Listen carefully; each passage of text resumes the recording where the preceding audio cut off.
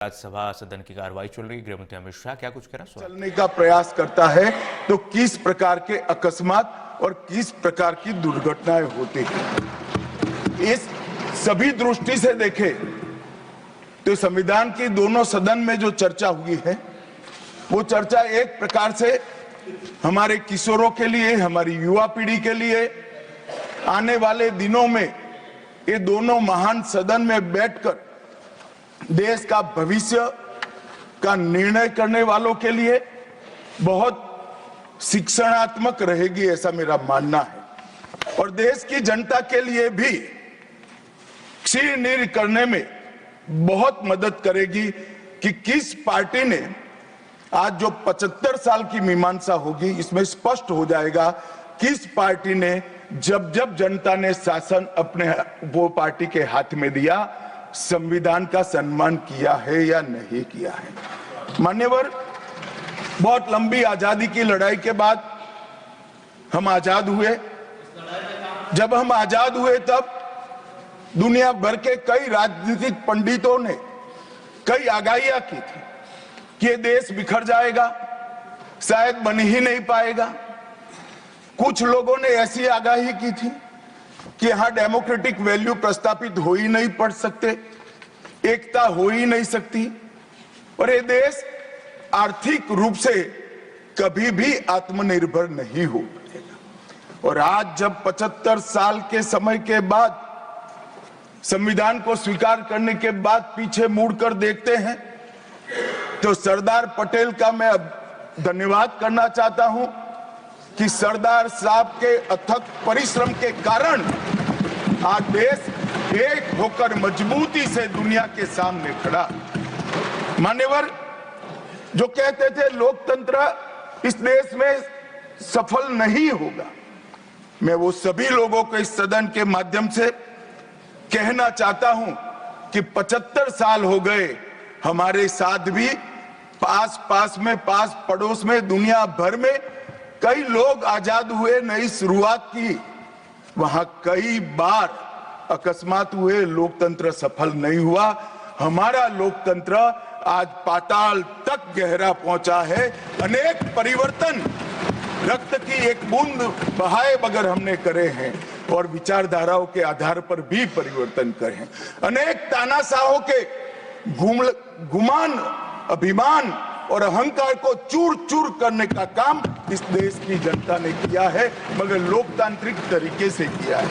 और मान्यवर, जो कहते थे कि हम आर्थिक रूप से आत्मनिर्भर नहीं हो पाएंगे, उनको भी हमारी जनता ने, हमारे संविधान की खूबसूरती ने जवाब दिया है।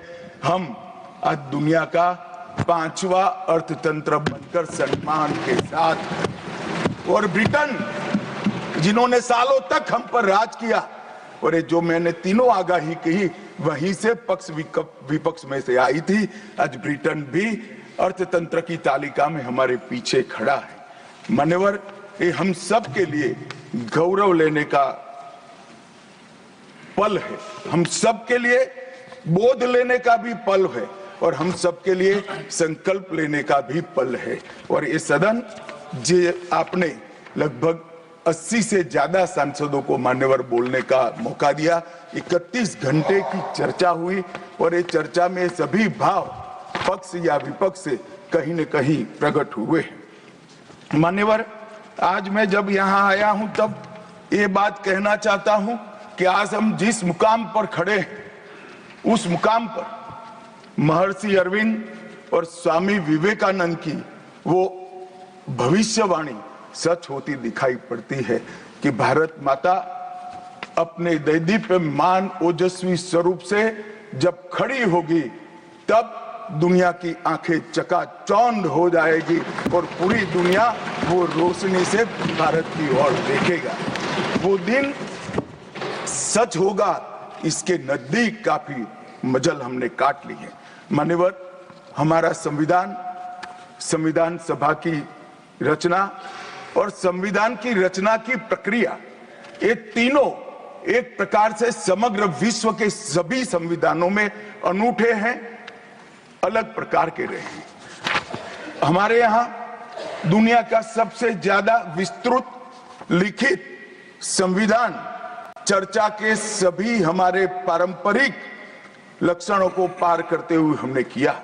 इस संविधान सभा में 299 सदस्य रहे, 22 धर्म जाति समुदाय के सदस्य रहे, हर प्रिंसली स्टेट का प्रतिनिधित्व रहा, हर राज्य का प्रतिनिधित्व रहा।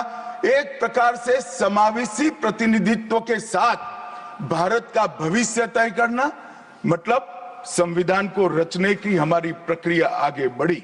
2 वर्ष 11 माह और 18 दिन तक अहर्निश चर्चा चलती रही, विस्तृत चर्चा चलती रही। देश के भविष्य, देश चलाने के नियम और देश की परंपरा को समाहित करते हुए देश को आगे ले जाने का संकल्प इतनी विस्तृत चर्चा के बाद बना। 13 समितियों में कार्य विभाजन किया गया, 7 सदस्यीय ड्राफ्टिंग समिति बनी और जनता के अभिप्राय के लिए भी शायद ही दुनिया का कोई ऐसा संविधान होगा जिसका ड्राफ्ट पूरी जनता को कमेंट्स के लिए दिया गया और कमेंट्स पर भी बहुत डिटेल चर्चा कर उचित बदलाव भी किए गए। इतनी लोकतांत्रिक परंपरा से और प्रक्रिया से बना हुआ हमारा संविधान 295 अनुच्छेद, 22 भाग और 12 अनुसूचियों में बटा है। और ये सभी संविधान के अनुच्छेद, भाग और अनुसूचियां हैं, वो विश्व में कोई भी संविधान से ज्यादा उदात्त और उत्तुंग मानव मूल्यों का सृजन करने वाले रहे हैं मान्यवर। इसलिए हम सबको इस पर गर्व है और हम सब ये संविधान को हमेशा मस्तक झुकाकर प्रणाम करते हैं। मैं एक विशेष उल्लेख करना चाहूंगा मान्यवर। नंदलाल बोस जो गुरुवर टैगोर के अंतेवासी थे, बहुत बड़े कलाकार थे, इन्होंने 4 वर्ष का समय लेकर संविधान को सजाने का काम किया और उन्होंने जो संविधान लिखा गया था इसके अनुरूप घटनाओं को संविधान के अंदर उकेरने का भी काम किया। इतिहास, धर्म, संस्कृति और परंपरा, सबसे मानव जीवन के उच्च मूल्य देने वाली सभी संदेशों को, घटनाओं को उन्होंने चित्र रूप में यहाँ पर उकेरा। यहाँ पर भगवान राम का चित्र भी मिलेगा, बुद्ध और महावीर का भी मिलेगा, दशम पिता गोविंद सिंह जी का भी चित्र मिलेगा। गुरुकुल, हमारी शिक्षा नीति कैसी होनी चाहिए, इसका संदेश भी मिलता है। राम, सीता, लक्ष्मण वो एक प्रकार से हमारे अधिकारों का चित्रण करते वक्त दिखाए गए। भगवत गीता के संदेश का चित्र भी दिया। शिवाजी और लक्ष्मीबाई को भी यहाँ पर स्थान देकर देशभक्ति के उत्तुंग पाठ हमें पढ़ाए। नालंदा यूनिवर्सिटी हमारी प्राचीन शिक्षा पद्धति का हमें स्मरण कराती है और नटराज जीवन में बैलेंस कैसे होना चाहिए, वो बैलेंस के सिद्धांत को भी प्रतिरूपित करता है। मैंने आज थोड़ा यहाँ आने से पहले क्या क्या चर्चा हुई राज्यसभा में, उसमें हमारे एक सम्मानीय सदस्य ने कहा कि चर्चा का स्तर कितना नीचा हो गया है कि यहाँ चित्रों की चर्चा हो रही है। मान्यवर, अगर संदेश लेना नहीं आता तो संविधान का भी कोई उपयोग नहीं। ये सारे जो चित्र लगाए हैं वो हमारे हजारों साल से चलने वाले हमारे राष्ट्र के जीवन को उद्घोषित करने वाले। और कोई ये न समझे कि हमारा संविधान दुनिया के संविधानों की नकल है। हाँ, हमने हर संविधान का अभ्यास जरूर किया है, क्योंकि हमारे यहाँ तो ऋग्वेद में कहा गया हर कोने से हमें अच्छाई प्राप्त हो, शुभ विचार प्राप्त हो और शुभ विचार को स्वीकारने के लिए मेरा मन खुला हो। मान्यवर, हमने सबसे अच्छा लिया है, मगर हमारी परंपराओं को नहीं छोड़ा है। पढ़ने का चश्मा अगर विदेशी है तो संविधान में भारतीयता कभी नहीं दिखाई देती। और मैं मानता हूं कि जिसने भी संविधान को सिर्फ शब्दों में छापा है और चित्रों को निकाल दिया है, उन्होंने संविधान की भावनाओं के साथ छल किया है। चित्रपगढ़ का संविधान अधूरा संविधान।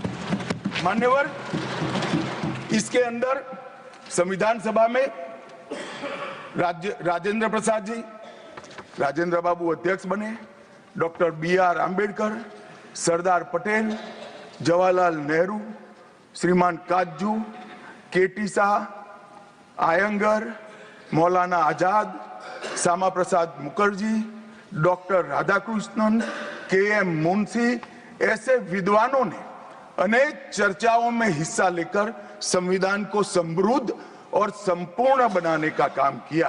परंतु इतना ही नहीं, संविधान सभा के जो सदस्य थे, इसके अलावे भी विवेकानंद, महर्षि अरविंद, महात्मा गांधी, गोपाल कृष्ण गोखले, तिलक महाराज, वीर सावरकर, लाला लजपत राय और राष्ट्र, लोकतंत्र और हमारी परंपराओं में उच्च मूल्यों को स्थापित करने वाले हर महापुरुष की भावनाओं का ये महापुरुष ने उल्लेख कर कोई न कोई सिद्धांत को प्रस्तापित किया है। मान्यवर, जब इतने सारे मनीषियों का अच्छा विचार जिस संविधान में हो, उसको सफल होना ही था। ये संविधान सफल होने के लिए संविधान सभा की चर्चा अगर कोई ध्यान से पढ़ेगा तो वेद, उपनिषद, चाणक्य नीति, विदुर नीति, शांति पर्व, रामायण और महाभारत, इसमें से निपजे हुए मानव जीवन के सभी मूल्यों को भी इसके अंदर हमने समाने का प्रयास किया था। मान्यवर, 75 साल हो गए संविधान को किस प्रकार से हमारे राजनीतिक दलों ने और हमारी पॉलिटिकल पार्टियों के साथ साथ हमारी सरकारों ने भी किस प्रकार से आगे बढ़ाया, इसकी भी चर्चा जरूर होनी चाहिए। मैं मानता हूं ये चर्चा समय उचित होगी। हमारे संविधान की रचना के बाद डॉक्टर आंबेडकर ने बहुत सोच समझकर एक वाक्य किया था। मैं आंबेडकर जी के वाक्य को सदन के सामने प्रस्तुत करना चाहता हूं। कोट, कोई संविधान कितना भी अच्छा हो, वह बुरा बन सकता है अगर जिन लोग पर उसको चलाने की जिम्मेदारी है वो अच्छे न हो। उसी तरह से कोई भी संविधान कितना भी बुरा हो, वो अच्छा साबित हो सकता है अगर उससे चलाने वालों की भूमिका सकारात्मक और अच्छी हो। ये दोनों घटनाएं मान्यवर हमने हमारे संविधान के 75 साल के कालखंड के अंदर देखी है और मैं तथ्यों के आधार पर सदन के सामने